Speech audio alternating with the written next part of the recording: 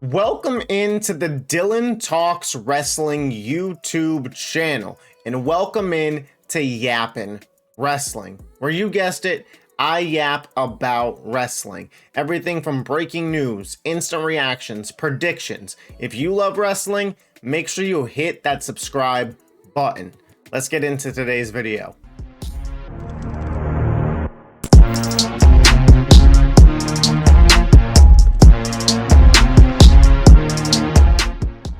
We're here. All right, welcome back into another Yappin' Wrestling. Hope you guys enjoyed that little intro there. I was just playing around, you know what I mean? And when you record a little after midnight, sometimes you decide to play around. One quick note, if you hear my AC, apologies. Super hot, heat wave on the East Coast right now. If it's bad, sorry, it'll be fixed for next episode, but I'd be dying right now. Hopefully you don't hear it, and then I learned that I could just kind of leave the AC on all the time. That'd be something. Anyways, the reason you clicked on the video, let us talk about the new Wyatt Sicks that debuted on Monday Night Raw, and kind of talk about what I think their future direction should be and some concerns that I have. I know everybody wants to be positive right now and talking about it, but I want to be a bit realistic too. But let's start with the positives, because their freaking debut, man. Holy, that was one of the best introductions of a wrestler slash wrestling group in wrestling history. I mean, for what they were going for, 10 out of 10. Hit it out of the park, home run, slam dunk, whatever freaking analogy you want to use. It was great. Social media was a buzzing. They were scary. They were horror. They were violent. Chad Gable. Is Chad Gable alive? Is Chad Gable alive today? Has anybody heard from Chad Gable? I don't know. I haven't heard from him. But I'll keep my phone on ringer for you, Chad. Let me know. The creepiness, it was just all there, right? And it was a great tribute to Bray Wyatt. It can't go unstated that Bray Wyatt was proud looking down upon wrestling and the debut of this group, and his brother in the Uncle Howdy costume, and how Nikki Cross came across. She was creepy. I mean, the face paint mask, the crawl, the point. Rowan, it was great to see him. I don't know if you guys caught it. The back of his hood was actually Brody Lee, Luke Harper's old mask from when they were in Bludgeon Brothers. So another great tribute there. Gacy and Lumis now part of this group. They fit the vibe so well. Uncle Howdy, when we saw him, the crowd erupted. He had the glove that said Bray on it. I believe the sixth member is the lantern, which is Bray's spirit. I don't think it's going to be Alexa Bliss. I think that's where they're headed, and that's honestly what I would prefer. I think it's nice to reserve that sixth spot for him, and I think this was the planned group when it was going to be the Wyatt Sicks last time, so obviously everything about with Bray, but this was a great debut. It couldn't have been any better. I like, when I talked about what I wanted from the group, I said I want destruction, Nexus, they should just destroy Raw. And when we were getting to the end of the show, and I thought they were going to cause Jay, honestly. I thought Jey Uso, main event, stole the Fireflies, boys cooked. I thought Yeet in the Bank was over. I just didn't think he was getting into that match. And he did. He won. And we're at like 10:52 Eastern Standard Time. I'm like, okay, like it's coming, but what's it going to be? And then Jay goes in the crowd and he's getting ready to leave. And I'm like, are we not getting something? Like, what's going on here? And then, of course, the lights go out, the music, the doorway. It was all executed to perfection. Nikki Cross crawls out to the lantern, points to the back. We just see absolute destruction. The room that Dexter Lumis was in with like the lighting down and the fireworks, but like the sparklers type deal. I thought it was just so well done. The production on it was perfect. And I love that we're getting off to the right foot here. The one thing that I will note is I like that it wasn't over the top supernatural. The lights going out, cool, fine, like they could have that, but other than that, the best horror movies, in my opinion, are the ones that are believable. The ones that it's like, this could happen, you know.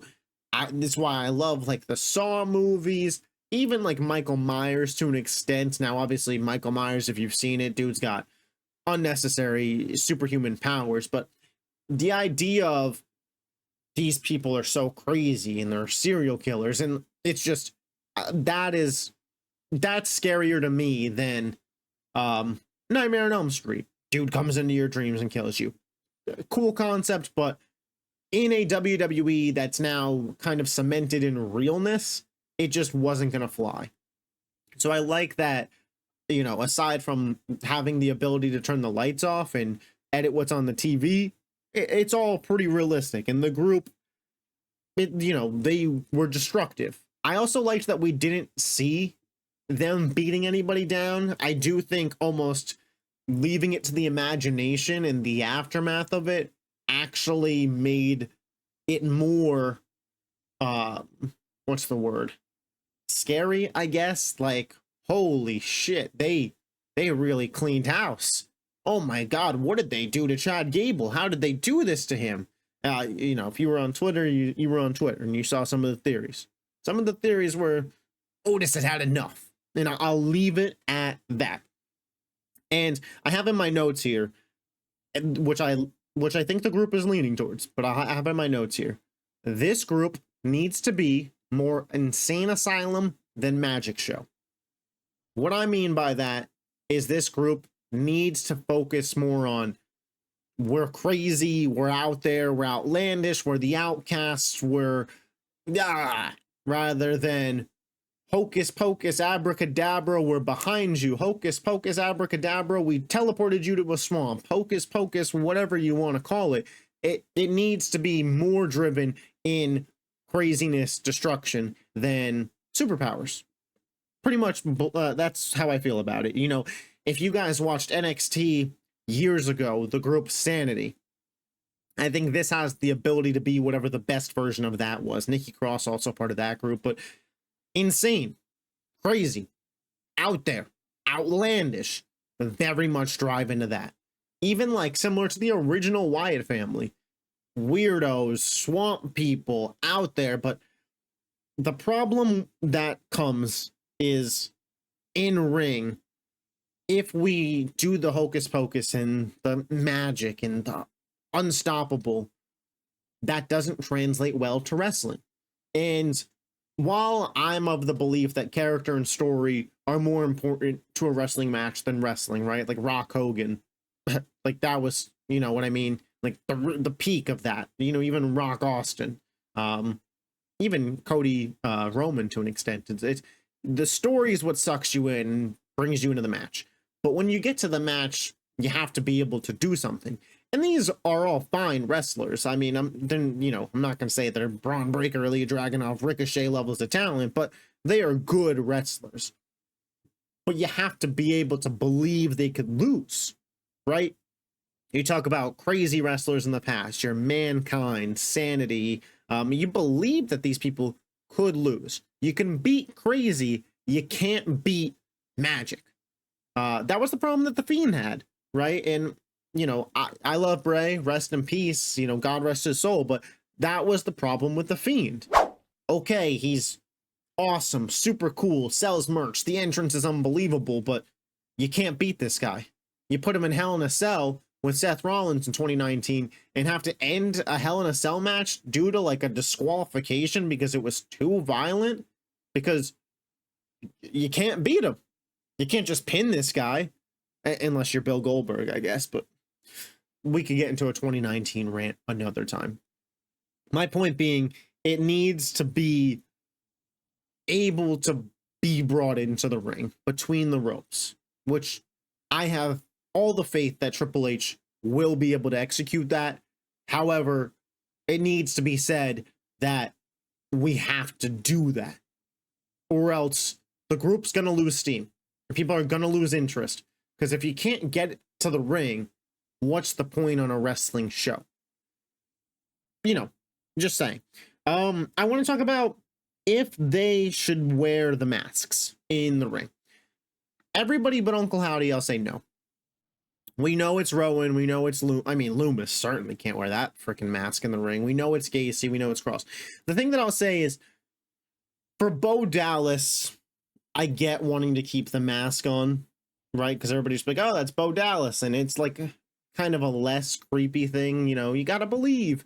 I would say, and I didn't really get a good look at his mask because it was so dark and in the lighting. But if it is a Kane debut-esque mask, or even kind of Rey Mysterio where like the mouth hole is out, but it still covers the face, I'm cool with it. I mean, obviously you're not gonna wear the top hat, but hopefully his hair's out, the beard, the way it sticks out the mask. I actually don't mind the presentation of, you know, Bo Dallas, Uncle Howdy, if he wanted to stay wearing the mask, but nobody else needs to stay wearing it. They're all kind of looking creepy enough in their attires anyways. Maybe Nikki Cross does like a face paint thing. And maybe the others, you know, they wear like eye black, like all under. I wouldn't hate that either, but that is kind of where I stand on that. These guys need to, you know, they got to be in the ring. And that's like my biggest worry with this group. Obviously, if you can't tell, it's the stories are going to be great. And I think on SmackDown, they might do the exact same thing. But how do we integrate this into the ring? That's my big concern there. I also want to say that I think less could be more. Let's not burn through this storyline in 2 months. Maybe we don't even see him on Raw next week, and it's just a look back at the destruction they caused, and they don't do anything else until Money in the Bank, where there they cost Jey Uso. I don't know, but Triple H is a master at long-term booking, slow burn, so I have really no fear that whatever we get will be well executed from a story perspective here. My only concern for this group is getting in the ring. That being said, who do we think they're going to feud with first? Because I thought Jey Uso, but I saw backstage, it looked like they took out Chad Gable for sure, and potentially Gunther. Could this be a babyface group that is kind of like vigilantes that take out bullies? You know, we saw Gunther kind of bully Giovanni Vinci out of the group, out of Imperium a couple weeks ago. Chad Gable obviously been bullying Alpha Academy.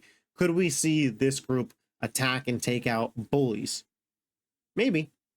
That's just a thought there, but let me know in the comment section, who do you guys want this Wyatt Sicks to feud with to start? Is it a group? Is it a single person? I'm open to all suggestions in the comments. If you guys love wrestling, make sure you subscribe to the channel. Got a ton of good content, SmackDown and Raw reviews starting very, very soon. Leave a like on the video. I will catch you guys next time. Peace.